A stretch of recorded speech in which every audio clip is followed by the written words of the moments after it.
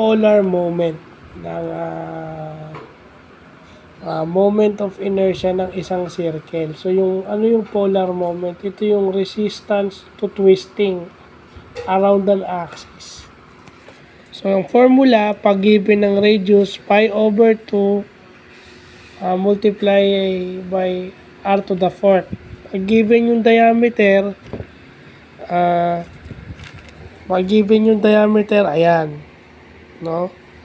Pi d to the 4 pi d to the 4 divided by 32. So hindi pa natin kinukuha yung sagot ng kabila. So inano muna natin yun, yung mga ganun pala, may mga sabagay sa physics naman kasi pinag-aaralan din yung resistance o yung opposing force, no?